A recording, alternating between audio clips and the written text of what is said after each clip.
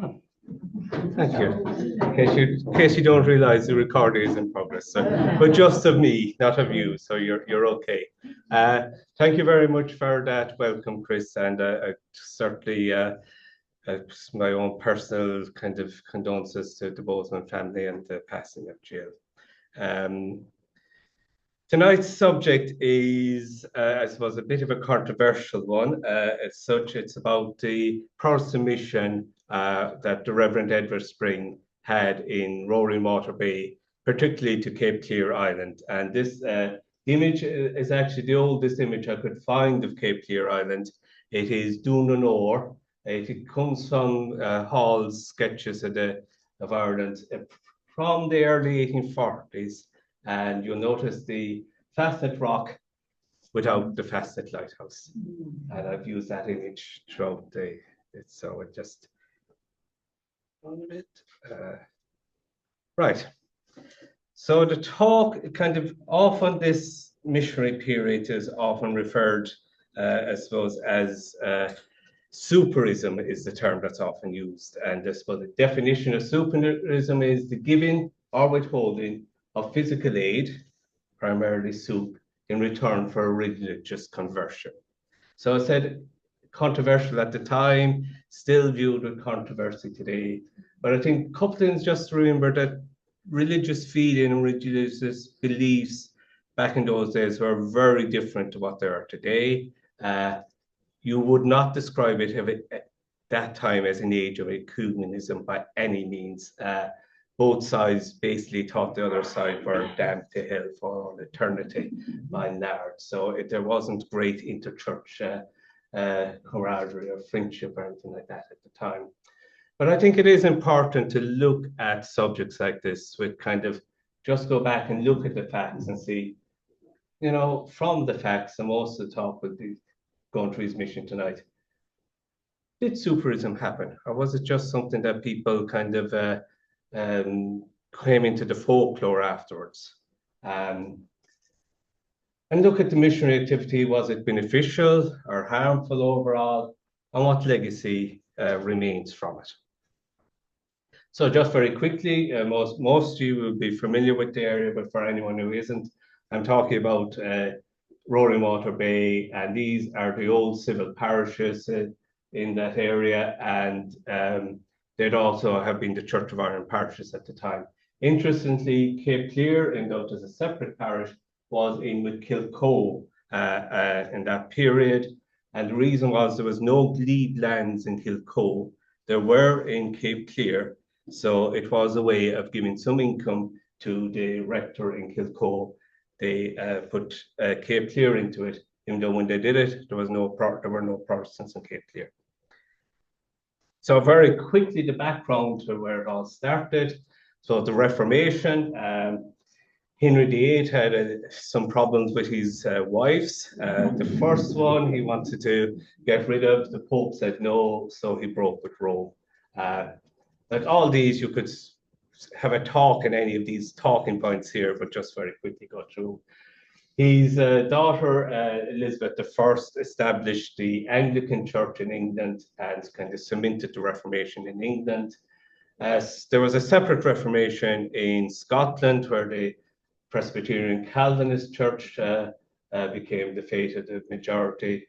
However, in Ireland, the Reformation failed. By and large, right throughout the strata from the very high to the very low in Ireland, remained Catholic. There were some conversions, but very few. And again, why that happened is it's a fascinating subject. But anyway, that's the way it did. So in Ireland, the Protestant religion was mainly associated with English and Scottish settlers rather than with the native Irish. In the 1700s, Ireland had suffered a series of penal laws that really restricted the civil, commercial, religious rights of the Catholic majority in favor of the Protestant minority. However, there was no serious attempt to convert the majority of people to Protestantism during the 1700s. And despite the fact that there was real material gain if you did convert, very few Catholics converted. By the late 1700s, most of the penal laws had been repealed. The Relief Act of 1783 and the Reform Act of 1793, two major acts repealing the penal laws. And actually, in those last years of 1700s, there was quite good relations between the churches in Ireland, but it wasn't to last. Internationally, in the 1700s, the early 1700s were known as the Age of Reason. Belief in organized religion was on the retreat at that stage, and governments didn't really think that they had any role to do in what they said, the people's morals, that was not their role. It began to change in the late 1700s. There was a movement for morality, and it was often brought about because there was a lot of cheap alcohol flooded into the cities, in particularly London and places like that. And this is a sketch from the time. You can see the woman leaving her child fall, the pawnbroker and the undertaker doing great business. And there was a feeling something has to be done. So this movement for morality took off. At the same time, there was a revival, particularly within the Church of England, the evangelical movement led by the Wesley brothers, who went out and started preaching and kind of bringing people back into religious fold in the way they've fallen off before. And then in 1789, yes, the French Revolution. And that was a huge shock to the whole system. They started off being quite moderate. Of course, there was the reign of terror, which many people were executed, including a lot of clerics and religious, and churches were turned into temples of reason. So a lot of people saw that as a sign that the second coming was about to happen. And in Protestantism, this belief in millennialism, and they were taught that, for this to happen, certain things had to happen first. The conversion of the Jews was one of them. So there were organizations set up to convert the Jews, and also to defeat the anti-pope, the Antichrist, who they saw as the Pope. So to defeat Catholicism. And the Catholic side, there were similar beliefs. The Pastorini prophecies were probably the most popular. They were actually written by a Catholic bishop in England, and he had gone through the book of Revelation and had made a number of prophecies from that, including that in the year 1825, Catholicism would defeat Protestantism. Not sure what passage he got that from, but they were very popular prophecies among, I suppose, lower class Catholics. 1800 with the Act of Union, and that was after the 1798 rebellion in Ireland, again a very bloody rebellion. But after that rebellion in particular, there was a fear among the ascendancy of the Catholics were getting stronger. They were, and were kind of taking over power, and there was a deep suspicion among a lot of people of Catholic beliefs. Throughout the penal times, there were very few priests on the ground, and Catholics developed their own kind of semi-formal folk religion that was often, around patron days and things like that. And people looked at that and said it was barely more than idolatry as far as they were concerned. And there was a view as well among the Protestant ascendancy that the Irish peasants were lazy and were always one step away from rebellion. They might have been half right there. Not in the lazy bit. And at the time, kind of inter-church rivalry started to mount up, and it was one of the ways this was shown was in the building spree of churches by both communities, and also education became a key battleground. 1811, the Kildare Place Society was set up. It was half Protestant, half Catholic, but very quickly Catholics decided they didn't like it, that they felt that the Protestant side was being pushed too much. But they did set up schools in the area, including one in Sherkin Island in 1825. 1831, the national schools were set up. They were, in theory at the time, non-denominational, and they were schools in Sherkin and Cape Clear in 1834, that quickly, in Hare Island, 1845. A lot of the Church of Ireland reacted very badly to the national school. They said, you know, this is a state-run school system. The state religion should be taught in it. So they set up their own education society, the Church Education Society, which actually still exists. And 1839, they took over the Kildare Place School in Sherkin, and they opened their own school at Cape and Hare Island afterwards. So lots of rivalry over the control of education. So all these ideas and these fears were in the background, and there were discussions, how would we solve this? And so they came up with this idea of a second Reformation. And societies like the Hibernian Society in London would have been foremost forming this idea. And it took hold among the evangelical wing of Protestant of the Church of Ireland, who were very strong in Trinity College Dublin at the time, and that's important for this story. So the idea was that they would start a mass conversion of the Irish people to Protestantism. The benefits of that, well, first and foremost, it would save the souls of people from damnation, but also they would make a model hardworking citizens. So the first phase started in 1822. This man, William Magee, was appointed Archbishop, Church of Ireland Archbishop of Dublin. He gave a sermon at his inauguration, or enthronement, I suppose you call it, which sparked the first phase. And it was really confined to Lord Farnham's estate up in Cavan and to West Limerick. And it didn't really, had some early successes, but really faltered very quickly.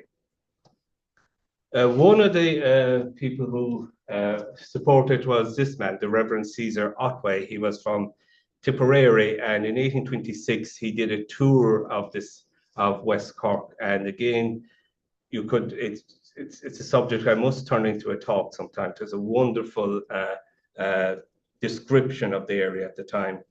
But I'll just do one short quotation tonight. When he visited Cape Clear Island, he said on leaving, he kind of had this idea that perhaps a little Protestant colony could be settled there. Perhaps a small church might be built, a curate settled, and certainly a schoolhouse established. So that's what he was thinking in 1826. The second phase of the Second Reformation began in the early 1830s, and it coincided with the cholera epidemic at the time. And there were two large missions created at the time. One by the Reverend Edward Nangle, who is pictured here. He was from Meath originally, and again, had been educated in Trinity College Dublin. And the second one was set up by the Reverend Charles Gare, whose father was English. His mother was actually from County Antrim, and he was a second cousin to the Reverend Robert Trail out in Skull. So there is a connection between him and this area. And again, he had been educated in Trinity College Dublin. And they went into those areas initially at the height of the cholera epidemic. And kind of this was the first time that aid and the missionaries were kind of, both were linked in the popular mind at least, because they did bring aid with them. They also, I suppose, developed this idea of a Protestant colony where they put the converts into an area and built a separate kind of village or colony for them. The colony still exists out in, this is the picture of it in Achill at the time. The buildings are still there. There's a row of houses in Dingle, still known as the colony. So this idea that once you converted, you created your own community. And it was aided by a number of missionary societies. The biggest of those was the Irish Society for the Education of the Native Irish People through the medium of their own language. We just call it the Irish Society for obvious reasons.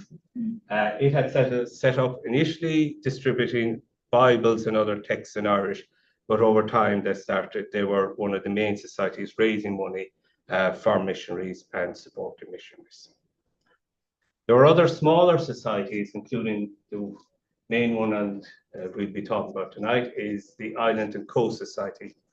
That was founded in 1833 by Henrietta Pendleton and others, and it concentrated, it looked and said, look, there are about 140 inhabited islands at the time, about 50,000 people living there, and nobody's looking after them really.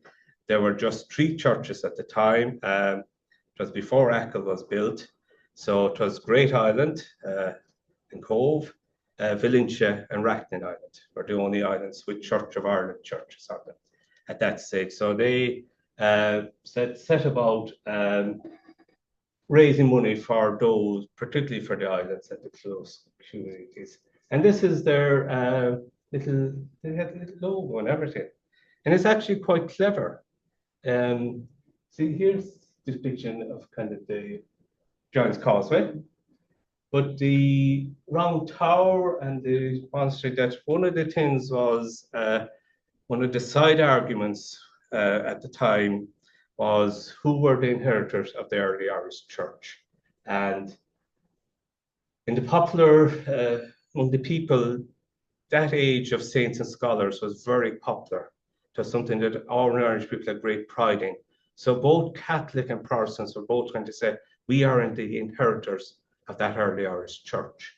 And that's why those symbols of the round tower and the monastery is used. They're trying to get across the image that, or the idea that they are the inheritors. So this society was by and large led by women, nice middle-class women. They had branches in Ireland, England, Scotland, and India. And just looking at the 1853 returns, they did immaculate returns every year, which is great for a historian. There were 23 auxiliaries or branches at the time in England. 18 of those were headed by a woman, and 2/3 of the money came from female donations. And this is a list in the mid-1850s of the stations, as I call them, that they supported around the country. In Cork, most of them are out in the Beara Peninsula, but the ones that we are most interested in are Cape Deer, Nairn, and Sherkin, and they also had a school in Kilcoe. So just a little bit about their founder. She was Henrietta Pendleton Nee Benson. She was born in Louth in 1892, and as a young woman, she underwent a religious awakening.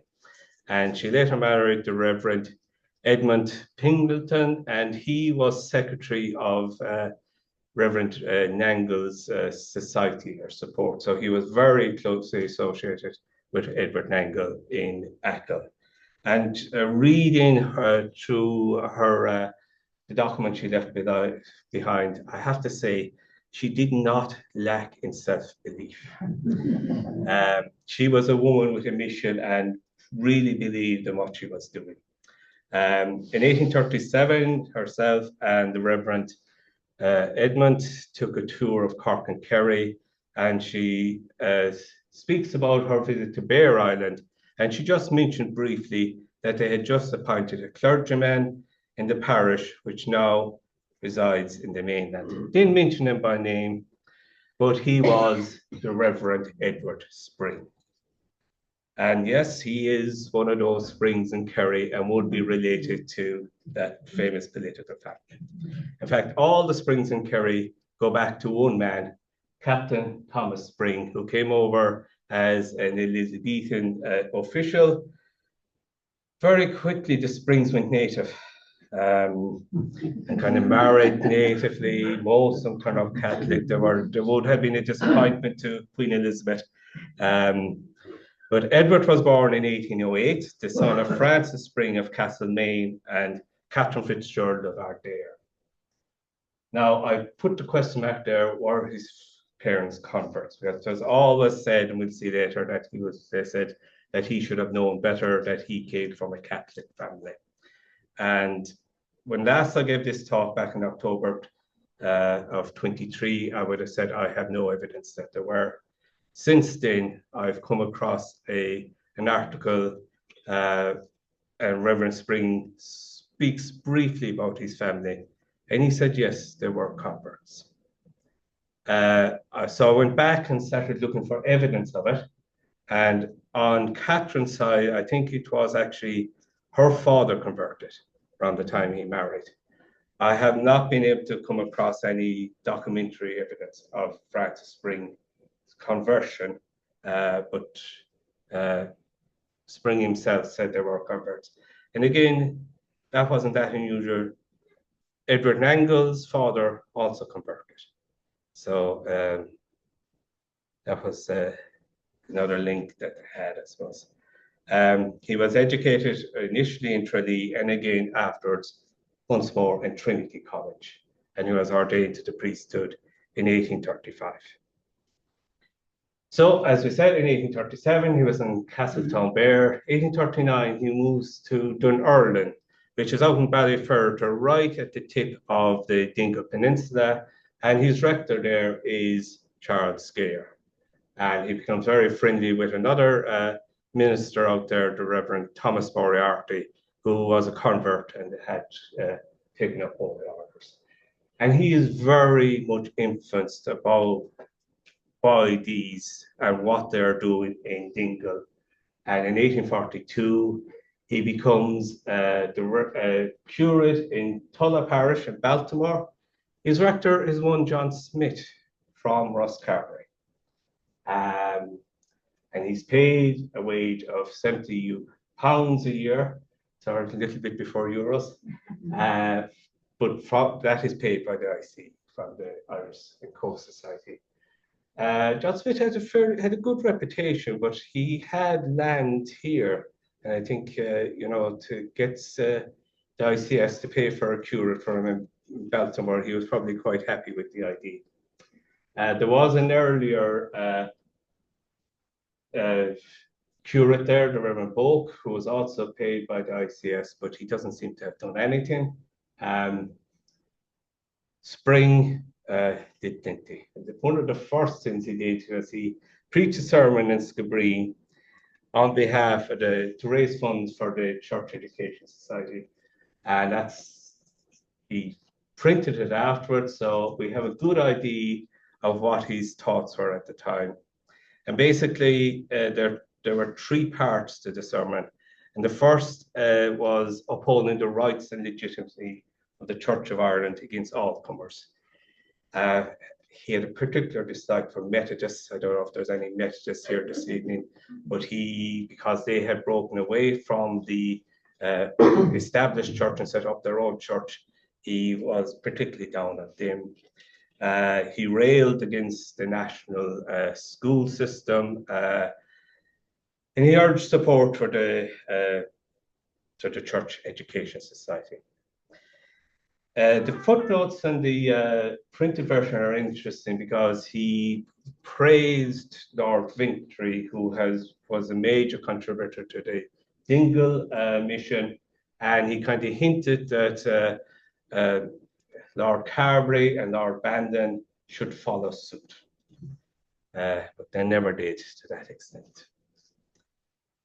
He was aided in his work by visiting missionaries, and these visiting missionaries were generally paid for by the Irish Society. And the main one was the Reverend Daniel Foley. And Foley was a Tralee man. He had converted. He was a noted Irish scholar. He actually became the first professor of Irish in Trinity. He was appointed Professor of Irish in Trinity in 1852, a post that was later taken up, of course, by Canon Goodman at Skibbereen.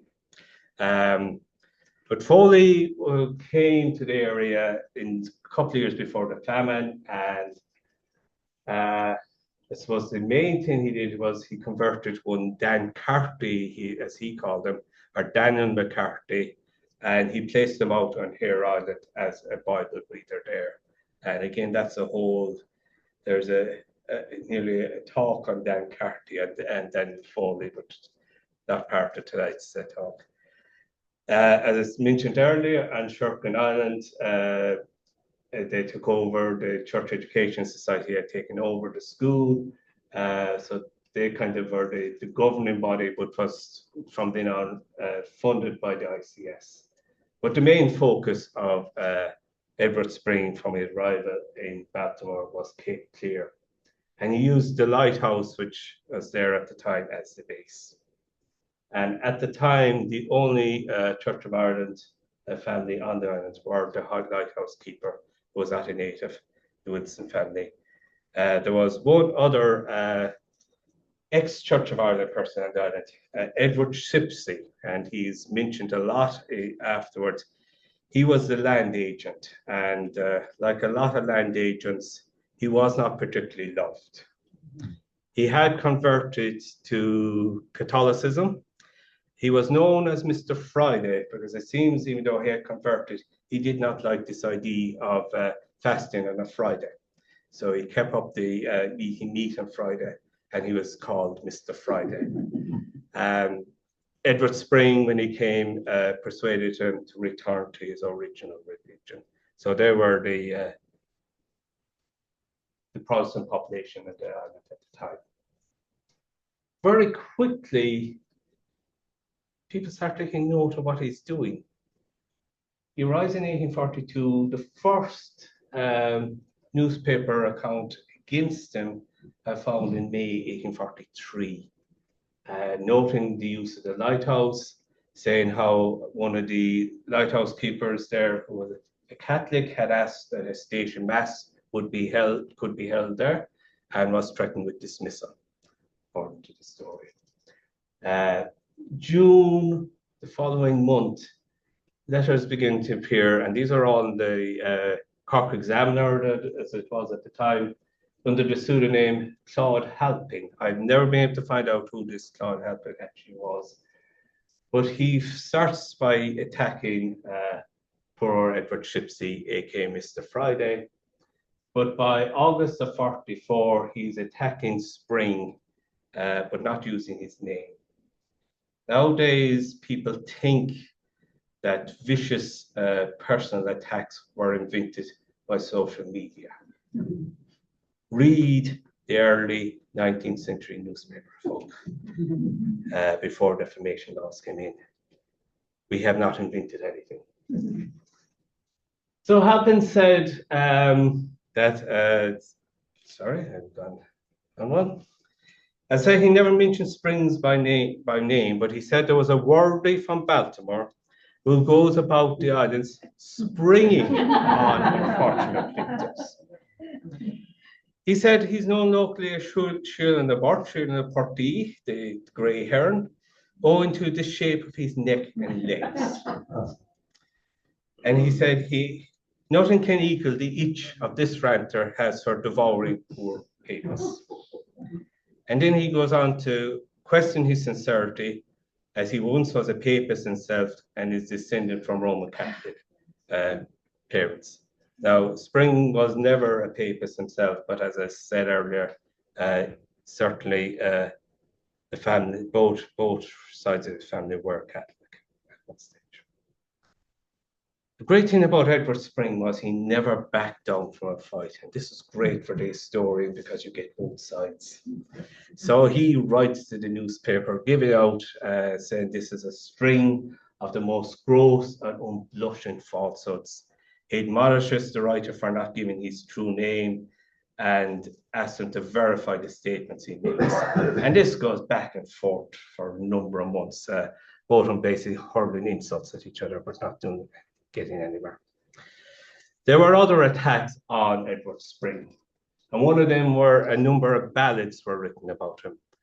Two have survived, This one is probably the most salacious of the two. And it started off, "Ding ye, fair maidens, pray take my advice, shun Spring and his Bible, or else in a trice sad victims you'll be of his damnable voice." And that actually survived because Spring wrote into a newspaper and said, "This is what they're saying about me," which was great. A more serious attack was made in November of 1844. It's very difficult to read, but it says, the 10th of November, this is, from the Roman Catholic Baptism and Registry in Baltimore. The 10th of November, Edward, son of Rev Edward Spring, illegitimate. So they claimed there was an out of wedlock birth in Baltimore, and the claim was that Edward Spring was the father. And they printed that in the newspaper as well. Spring absolutely denied that. In fact, in 1844, he married Arabella Matilda Rutkin from County Carlow, and the couple had 6 children. But that shows the kind of, very quickly, there was a reaction to whatever he was doing, and quite a vicious reaction. So in 1845, the eve of the famine, Spring had schools in Shirkin. At that stage, he had just set up one in Cape Clear. He brought in a couple from Dingle, both who were native Irish speakers, to teach in the school in Cape Clear. There was a network of scripture readers and visiting missionaries to help him. But even by his own accounts, at that stage, he had only a handful of converts, and services were being held in Cape Clear on Hare Island. And of course, in 1845, as we all know, the Great Famine started. The first year, it was just a partial failure of the crop. Edward Spring, as the resident Church of Ireland clergyman in Baltimore, was heavily involved in the Relief Committee, which was the parish to Tulla Relief Committee. Again, he was a great man for writing letters. So all the letters he wrote to Dublin Castle survive. Unfortunately, we don't have the response from the civil servants. But he did give graphic accounts of what was happening at the time in April 46. Speaking of the islands, Shirkin and Cape Clear, he said 200 people were in want of food without the means of purchasing it. And his main concern at that stage of the famine was the availability of Indian corn to replace the potato. 1846-47, of course, was a very different story. In this area, there was almost 100% failure of the potato crop, which led to absolute catastrophe. The relief committees were reorganized, and Edward Spring, again, was front and center of the Baltimore committee, which now covered Shirkin and Cape Clear. And the main focus was, at this stage, was feeding the starving population through the provision from early 47 on, the provision of soup kitchens. So the government set up a scheme for the soup kitchens, and the idea was the local committee should raise a certain amount of money, and the government would match this pound for pound. So in Kilcoe Parish, at that committee, they managed to raise £25. Affadown, they managed to raise £50. The Baltimore committee raised £629 and 10 shillings. And this was again largely due to Edward Spring.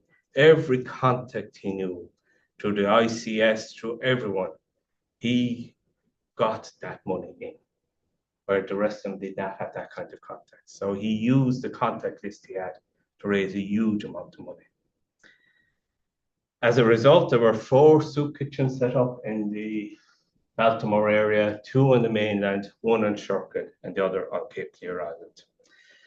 He also raised money through the ICS for a temporary relief fund, and in the ICS report for 1847, he describes what that was used for. So the provision of food, seed, clothing, fuel, bed straw, to the people, and he said how he was aided by the teachers and some of the mature students in the island to distribute that. On Cape Clear, 70 children were getting provisions directly from the school every day.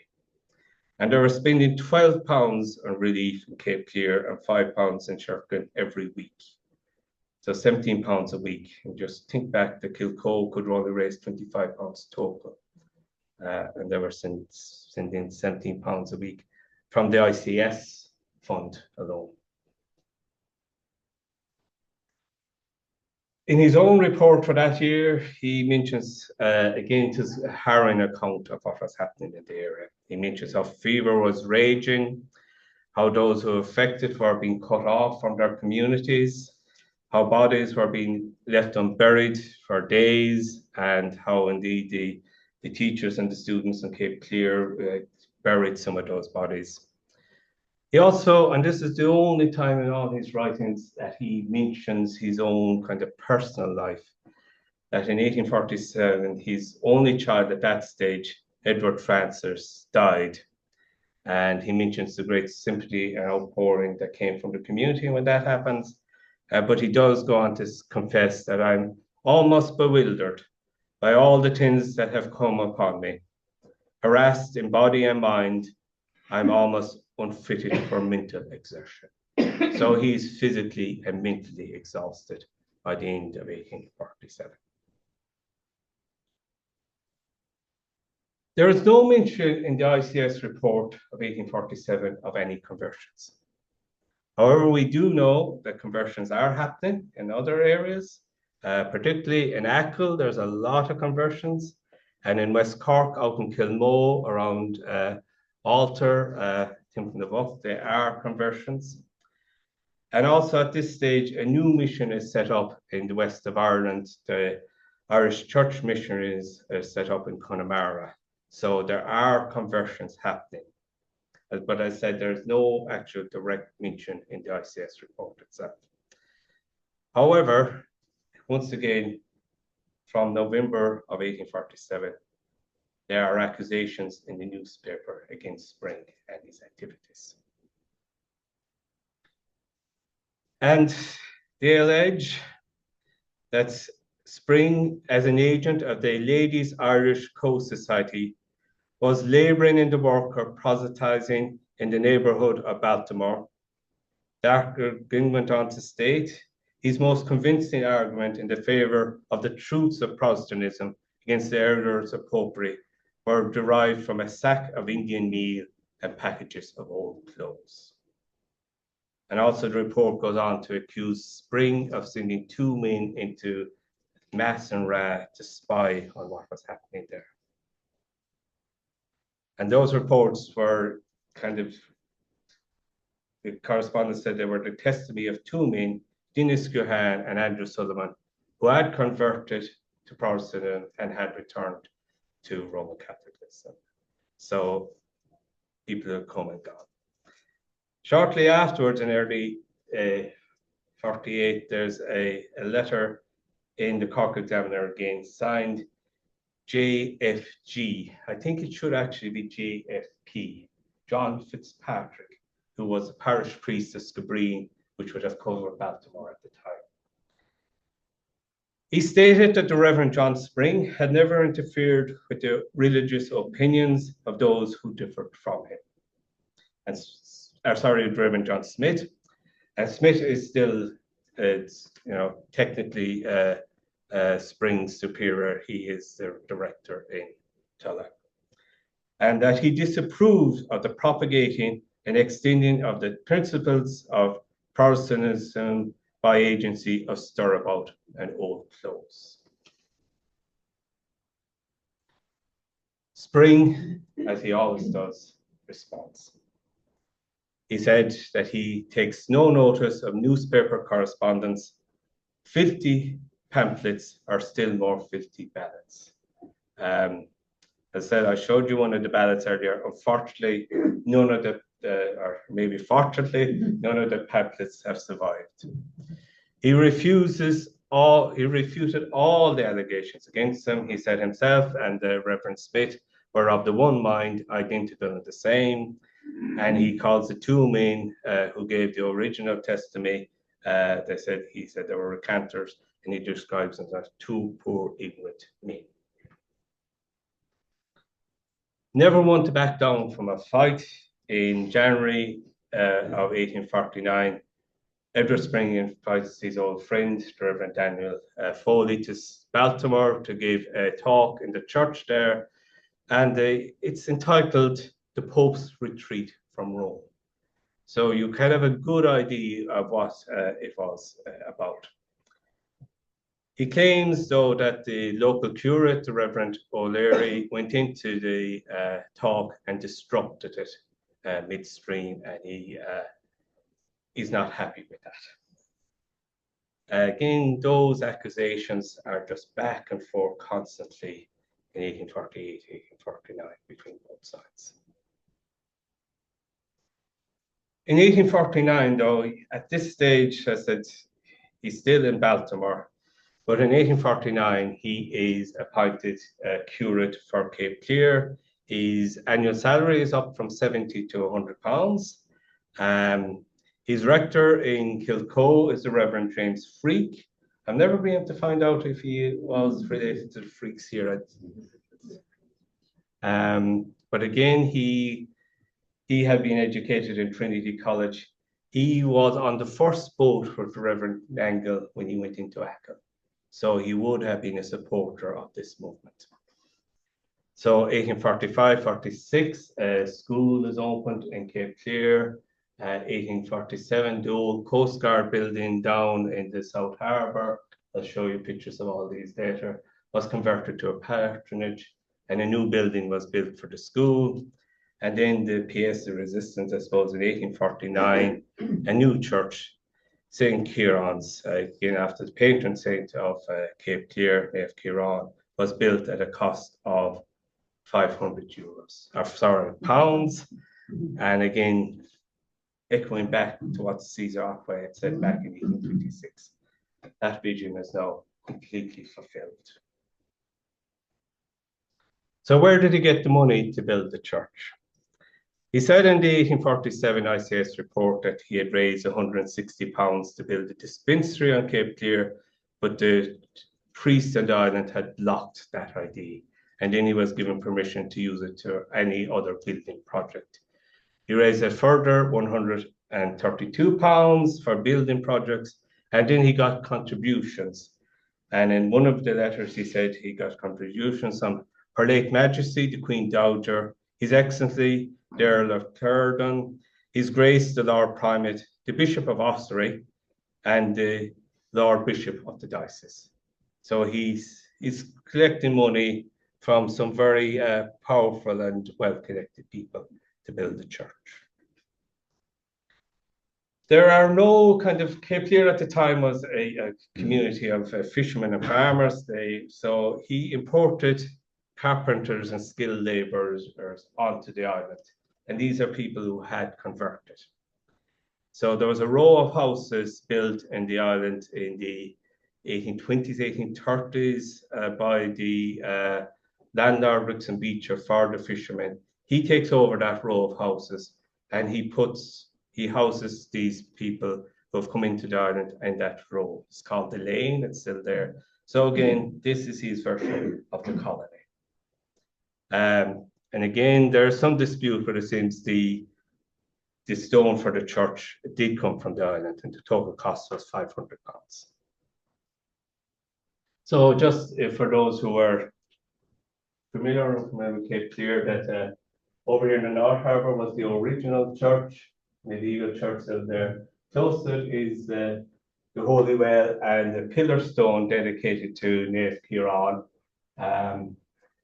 In between the two harbours, there's the Lane. Over here in the South Harbour is the Catholic priest, the curate's house. Beside that was the old Coast Guard station, which now became the parsonage. So the priest and parson were next door neighbours. Just behind that was the new church. Beside that, the ICS school. Up here on the hill, the the lighthouse, and then over on this side of the island, the Catholic school and church. Building the church was not without its difficulties. One thing was getting a plot to build it on. As I mentioned earlier, the reason why Cape Clear was put in with Kilcoe is because it had glebe lands. So originally he wanted to build the church, and they were around the North Harbour where the old church was.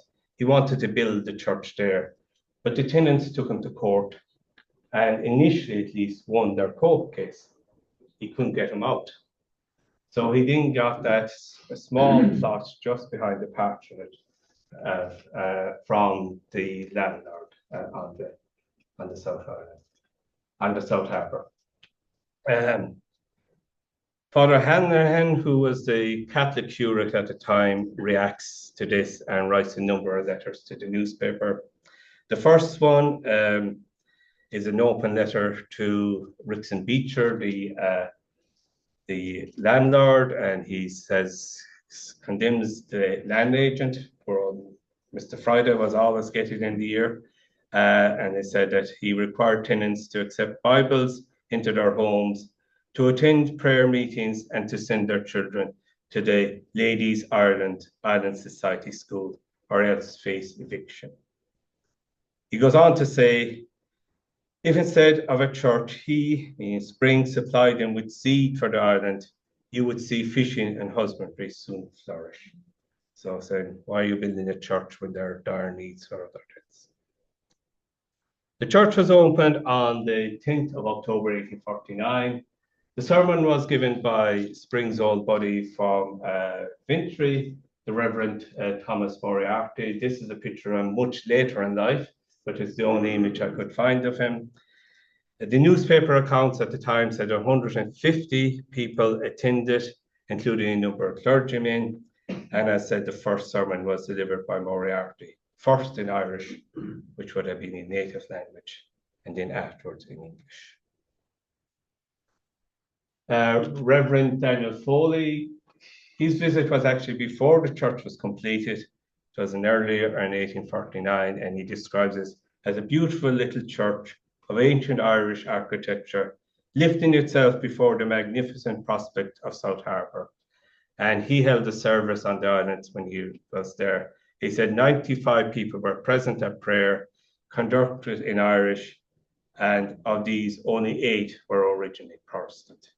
So the other 87 were converts, he said. He also visited Hare Island, and he said there were 50 pupils in the ICS school there in 1849. So this is a church. This is the earliest image we could find of it. A little bit of story is nobody knows where this image came from. Eamon Langford found this image. Eamon is in charge of the archive out in Cape Clear, and he found this in one of his father's books. There's nothing written in the back of it. The book had nothing to do with Cape Clear. He has no idea where his father got it. But it is there is an inscription, T.J. Wheeler, who was a lithographer in Cork City, but whether it is his work or whether he just did the engraving of it, we don't know. We don't know where it came from, but it is a lovely image, probably from the 1850s of the little church. And underneath it, this was the parsonage. And on the hill behind it, you can see the lighthouse and the signature. So this is the earliest photographic image of it. In fact, it's the only photograph I've actually been able to find of it, and it's from the Lawrence collection. And again, it shows the church, the pastorate, and this is the school. And I spent a little bit of time colorizing it to give you an idea of what it would have looked like. And actually, it was late summer day. The bigger picture, the cocks of hay are in, and the barley is just about right in the field. So by the end of the famine, the mission was well established in Cape Clear. New missions had been started elsewhere in Ireland. In the 1853 report, Spring said, while we have few acquisitions, we have on the other hand few relapses. So it tends to stabilize in terms of numbers.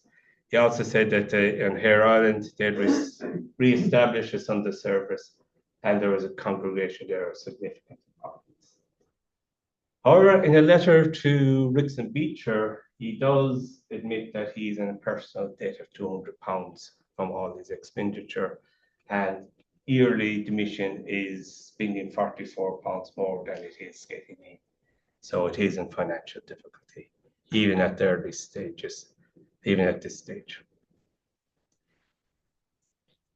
Throughout 1850, it goes into decline. One of the first kind of, initially probably didn't see as a go, but Spring was moved from Cape Clear. He was made rector of Kilcoe, which would have included Cape Clear, but he was no longer resident of the island. They appoint a new curate, the Reverend Joseph Lamphere, who was from Cork City, didn't have a word of Irish. But they report that the population at the time on the island was between 50 and 60, and the school was doing well. Lamphere seems to have been quite the anti-papist, really. He, on the island, as I mentioned, there was a standing stone and a well dedicated to Neamh Ciarán. And on the eve of his feast day, which was on the 5th of March, on the 4th of March, they did patrons doing the circles around the Saint of Prayers.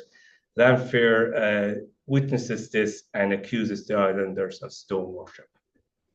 And he rails that this is happening, and at the same time that the priest is preaching against the teaching of the Bible. During the 1850s, it is a story of continuous decline. In the ICS general reports, they mention immigration, which is a general problem, but it does seem that the immigration among the converts is greater, that they feel isolated from their communities. So from the country at the time, they have a higher rate of immigration than the other populations. They said they're being persecuted by Roman Catholics. Again, they claim that the big problem is the national school system. They never, well, later on, they did reconcile to the national school system, but they said this was a big problem for them. And at the time, as I said, the number of converts had ended, the population had stabilized. So they changed their emphasis from getting new converts to giving some financial security to those who are already converted. So they purchased 2 hookers or sailing boats. They put one on Cape Clear, and the other, their main mission was on the Aran Islands. But money is beginning to decline, mainly because of the Crimea War. This is the new kind of, when that happens, people start giving money to the Crimea War rather to the missions in Ireland. So 1853, that's £1,600. 1854, the war began, declines, goes down. Comes up again a bit after the war, but plateaus out, and by 1860, they are in serious financial problems, that they are spending far more than that they were getting in. The Catholic also response, we are coming in now to the age of Cardinal Paul Cullen and a very different Catholic church. And there's a synod in Thurles in 1850. And one of the things that they spend a lot of time discussing is these conversions that are happening in the west of Ireland. And one of the things they do, which surprised people at the time, because on the Catholic side at the time, Ross was united with Clyne first. Nobody can explain why that ever happened, but that's what it was. And it was completely neglected by Clyne. So people expected them to put Ross in with Cork. But they did something quite surprising. They actually made Ross an independent diocese again, even though really it didn't have the financial means to do that. It was too small. But there's a whole story there again. But there's now a bishop in Ross, based not in Rosscarbery, but in Skibbereen. The parishes are reorganised. A new parish is made of Ra and the islands, covered Baltimore, Sherkin and Cape Clear. Up to then, in the Catholic side, Sherkin and Cape Clear were independent missions. It was a very strange setup, but now it's regularised. And the curates who never stayed long there because there was no living out there, but now they're part of a bigger parish, so they begin to settle down and stay longer on the islands. Missions are revival missions, usually led by redemptionist fathers are organised, and religious orders, particularly the Sisters of Mercy, are brought into the Diocese of Ross. In 1850, there were no religious orders in Ross. And converts begin to return. Early on, we have no accounts of them, but later on, when the people did convert back, there were often quite long descriptions written into the Catholic registry. And one of the last one is from Cape Clear. It was 1872, and it was a Mary Tobin who was returned to the Catholic faith. And she's, again, quite a long description. But one of the lines that kind of jumped out at me, that she said, she was a Protestant for 26 years, but 'twas the filthy lures and the cunning of Ned Spring first enticed me to abandon the Catholic Church. I would imagine these words were written by the curate rather than anyway. During the 50s, the mission continues to decline. The reports from the ICS become quite vague. Names are now being kind of not being mentioned. There's a succession of curates on the island, the Protestant curates, and most of them none of them speak Irish initially. Most of them don't last very long. And one of them in the mid 1850s says that it's true we had our disappointments. Too many who had received the word of joy had in time at temptation fallen away. So again, admitting that many of them had returned to the Catholic Church. And also the reports can be quite deceptive. I was reading one from the middle of the 1850s, and I said, this is, there's flowing. I said, this kind of sounds familiar. So it's actually Daniel Foley's report from 1849. But if you didn't know that, you'd think there was 100 people regularly attending service in Cape Clear. So they were, again, they needed to bring in money, so they were painting a bright picture. There was still hope. In 1855, they described how the curate had taken a tour of the islands, and they'd visit the Calf Island, the Skame Islands, Long Island, the Castle Islands. They got a good reception everywhere, apart from one island with the initial H, which is more than likely Horse Island, because they had a mission on Hare Island, and the only other one with H was Horse. They said here, it was a different stamp altogether, where popery reigns undisturbed. So they recommended the starting of a mission in Long and Castle Islands, but that never happened. Towards the end of the decade, a correspondent from the Cork Examiner visits the island, and he is accompanied by the parish priest and the curate. So it's not a totally unbiased report, put it that way. So it says how the reputation equals that of Ackle. He brings up a lot of the old accusations about the use of food for conversions. He said there were at one stage there were 200 converts on the island. Now only 20 remain, and none of them are native. None of that is correct, actually. Cape Clear, he gives a very precise figure. 47 converted and none remain. He said there's no violence on the island. Violence between the communities does happen, particularly in Connemara. But he says on Cape Clear there's none. But the priest had asked the Catholic population not to have nothing to do with the Protestant population. He said he did that to keep the peace. He defends the belief system of the islanders. He had a wonderful turn of phrase, and this one I kind of thought was particularly nice, that speaking about holding the Patron Day at Golan, the standing stone of St. Kieran, Golan, Kieran. Those who think it meet and just to pray within the walls of consecrated cathedral, can see nothing laudable in the desire to pray by a stone set up by saintly hands. So I thought it was a very nice kind of rebut to, what's the difference? You have a big stone cathedral. These are poor people praying by the stone set up by saintly hands. Spring, of course, responds. He disputes the figures, and the figures are wrong. He never disputed the figures for Hare Island, and they seem to be fairly correct. He goes on how this keeping the peace was actually an attempt to exclude the Protestants of Ireland from making a living, and but they weren't allowed on boats and things like that, and that was the most powerful way that the church had of reclaiming the wanderer. And he said there was violence on the island, that the windows in the church and the schoolhouse had been broken.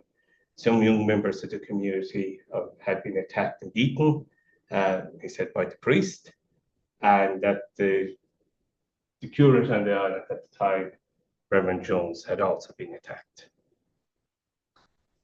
However, in the 1860s, there's a mini revival. There are a series of poor harvests, which kind of brings a lot of suffering to the islands, and actually a couple of people do die of starvation out in Cape Clear in the early 1860s.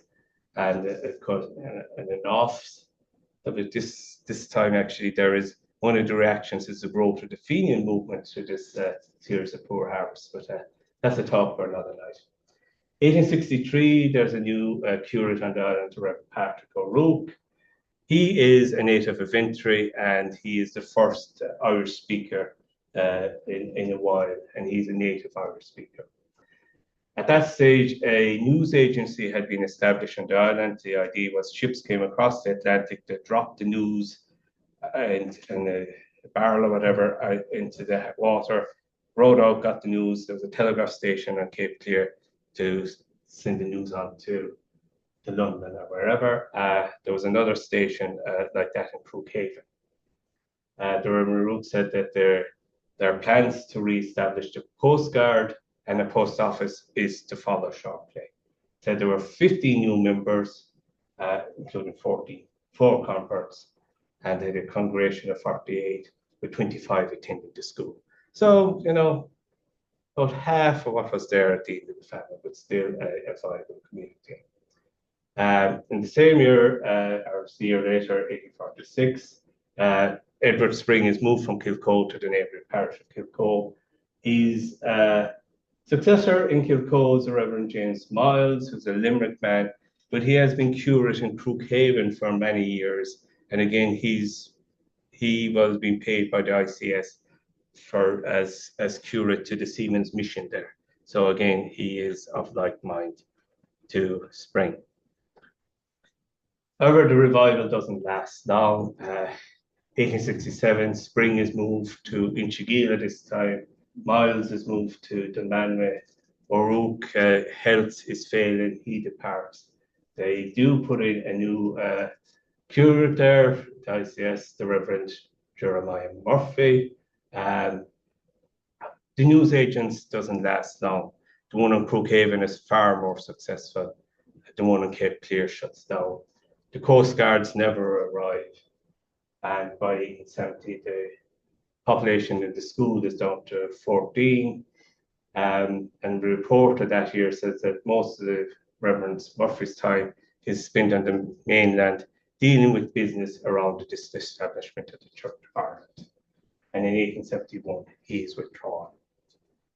I've never been able to find out where he came from, but afterwards he went to London and fell on rather hard times. And he was actually done for shoplifting at one stage. So it didn't go well for him afterwards. 1881, Father Charles Davis, the parish priest around the island, writes an article about the mission and the state it is in a Catholic magazine. He said the school is now closed and inhabited by a Catholic family. The Glebe farm, as I mentioned earlier, the family had resisted their eviction. Eventually Spring had got them out, but by 1881, the Deep Farm, the parsonage are now occupied by Catholics. There are just 2 Protestant families remaining at the island, he said. And this church stood empty and deserted. The rain and tempest have made sad havoc of its beautiful windows and exquisite woodwork. And there's just the decline from the census, 1861, 47 Protestants on Cape Clear, down to 32 and 71, and then down to, continuous decline really over the years. 1775, Mrs. Pendleton dies. The ICS that she founded lives on for quite a while, actually up to 1967. It changes focus from being a missionary society to supporting Protestant schools, particularly in rural Ireland, and continues the distribution of food and of clothes parcels in particular. And in 1967, it was absorbed into the Church Education Society, which still exists. But up to the last year, it was actually supporting the Church of Ireland school in Ballyhop. 1880, Edward Spring dies. I can only find one report in the newspaper of his death. And he said, it was while he lived in Baltimore, he made a name famous in the religious controversy that fiercely raged between himself and the now Canon Fitzpatrick of Middleton. Notwithstanding that he held strong and a decided Episcopalian opinion, he was highly esteemed by all classes, and by none was he held in greater respect than by the Catholic community, who esteemed him for his sincerity, courtesy, and gentlemanly manner or demeanor. It is no obituary, folks, I suppose. He ended up in Coachford, and this is his grave. There is no marking on it, but I'm being told this is where he's buried. His wife and one of his daughters is also in that plot. So, during the course of the mission, the records of baptism and the marriage records actually survive, and there are 25 baptisms and 4 marriages performed in the church. The last of those was a marriage in 1893.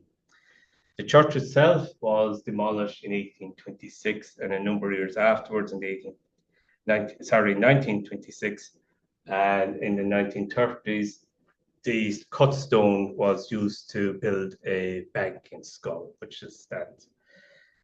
In 1944, the last Protestant resident of Cape Clear died. His name was John Kelly. At the time, of course, there was obviously no Protestant minister on the island, so it seems his neighbours asked him, will we bring the priest to be with you as you die? He's reputed to say, no, I will go the road alone. He is buried in the churchyard, Protestant Church of St. Kieran's, overlooking the South Harbour. It seems it was a desperate wet day. Just a few pictures. This is St. Cartwright's Church in Castlemaine, and a lot of those big tombs up there, one of them is Francis Spring, and a lot of the springs are buried there. And this is why I always doubted they converted, because there were so many spring tombs in there, but Edward Spring himself said that Francis had converted. These are just cut steps in Hare Island beside the beach, and they're known to this day as Edward Spring steps. That it seems he used to, when he was coming to the island, he used to put his boat there and walk up.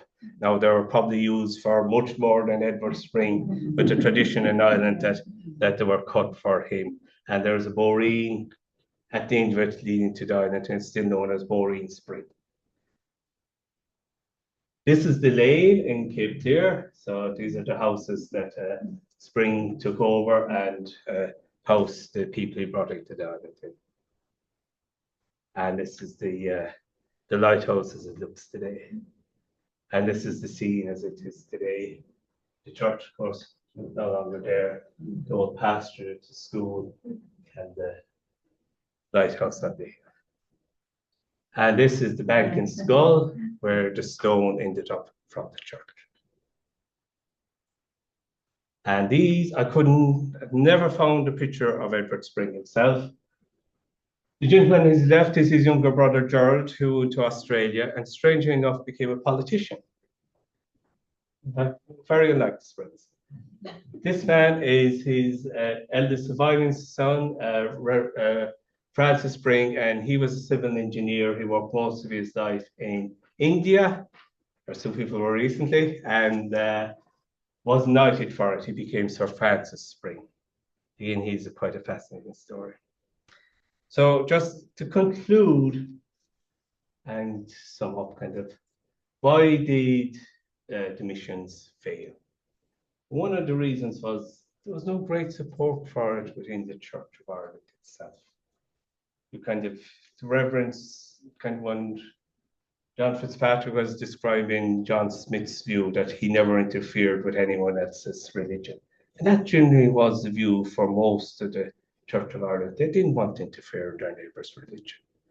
This movement kind of had a life of its own. It was loud, it was looked like and I was kind of compare it.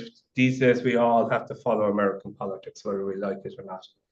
And inside in the Republican Party in Congress, there's the Freedom Caucus. And they're big and they're loud and they have loads of money. They're a minority of the members. And was much the same here. They were big and they were loud, but the majority kind of weren't that happy with the idea. Some indeed were hostile, and particularly towards the end. And this is from the Irish Ecclesiastical Gazette, which was a Church of Ireland magazine, and it is commenting in 1884 on the death of Rev Edward Spring. Everyone has their own idea of heroism and practices hero worship after their own fashion. We are free to confess that the late Rev Edward Nangle was not a hero in our mind. That was the Church of Ireland magazine. And he just died. Also, the resurgence of the Catholic Church had a big bearing on it.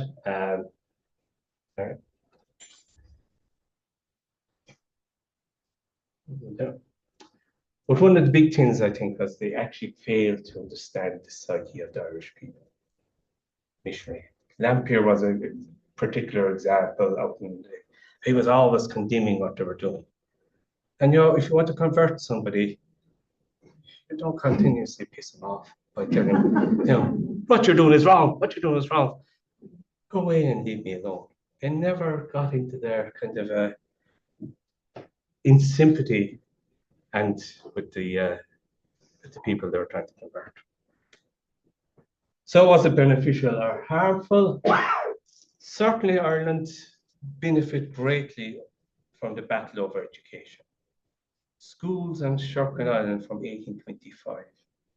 And at the time, Sherkin Island was very, very remote. They were building schools because of this battle between the two churches. Edward Spring raised a huge amount of money for famine relief. Undoubtedly, that saved many, many lives. The use of Irish, it had some benefits to Irish, certainly that they taught Irish in the schools and through Irish. Some of them, like Daniel Foley, were noted Irish scholars, but by and large, they had no particular love of Irish. They were used it as a means to an end. But it did at least have some benefits to Irish, and we were discussing earlier with Chris how Tommaso Crahan out in the Blasket Islands, that it seems he learned to read Irish. They had a school out in the Blasket Islands. It was closed by the time he was a young fella, but they had left the material behind. And that's how he learned how to read and write Irish. And of course, we got the island man out of it. The harmful bit, it left interchurch relations. in a, put it mildly, in a very poor state. It left divisions in communities and families, and it left a very bitter memory. And I think Father Holland, in his history of West Cork, said, speaking of her Ireland, said the Irelands were up to date. A fine race, I mean, honest and guileless. They became distrustful and uncandid through the attacks made upon their belief. So this, memory of the attacks being made on their belief lingered on long after the missions were gone. And people remembered, the fact that families were torn apart. And at the time, like, converting from Catholic to Protestant, or from Protestant to Catholic, that put a big rift in families. So souperism, yes or no? I think in the case of Reverend Edward Spring, he was constantly being accused of it. He always said, I do not do that. Even at one stage, he said that somebody had come up to him and said, I'm willing to convert, basically, what aid will you give me? And he sent them packing. He said, no, I don't do that. Now, he didn't mention in the letter what he gave him aid or not, which I thought was interesting. So I think he himself was quite honest and scrupulous, from what I've read of him. Whether other people around him were quite as honest, I don't know. And certainly in other parts of Ireland, particularly in the Connemara one, you can't say, yes, it did happen. But around here, I don't think they ever intentionally used food for conversion. Certainly it was the perception. And also, there was a very long memory of it. When you read the school folklore or the folklore and the folklore commission documents, even in areas where there were no mission activity and no conversions happened, you would have this, idea that it did happen. Even in areas it didn't happen. So it certainly became part of the folklore of the family that this did happen. And the perception at the time also was you were better off to convert. And that was driven, obviously, by the need to survive. And who could blame somebody? Your family, yourself, your community were in such dire state. There's a saying, there's a famous figure in French history, Henry Navarre, who was a Huguenot, and he ended up being given the throne of France and become Henry IV. But of course, to get the throne, he had to convert to Catholicism. And he famously said, Paris was worth a mass. So imagine if you're starving, you would put box with a lot more than that. Going back to my friend, the special correspondent and the Cork Examiner, he sums it up beautifully. Hunger is not calculated. It cannot wait for better times. So I'm going to end. I'm probably gone on way too long, am I? Yeah. With a verse of a poem. Remember thy mercy, thy grace, thy truth, and renew into Erin her days of youth. When her sons were faithful and wise and free, and God was their strength and their liberty. So a pop quiz. How many people think that was written by somebody supporting the missions? How many people think it was written by somebody opposing the missions? Very few of you voted. I should have said you have to vote. But I think more people are going to oppose it. Among her other attributes, Henrietta Pym Hingleton was quite a well-known poet. Oh. They were her words. So sorry for going on a bit longer than I should have, but I hope I haven't killed any of you. And any questions?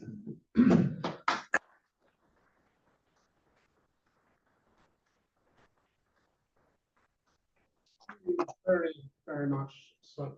A tremendous amount of research has gone into that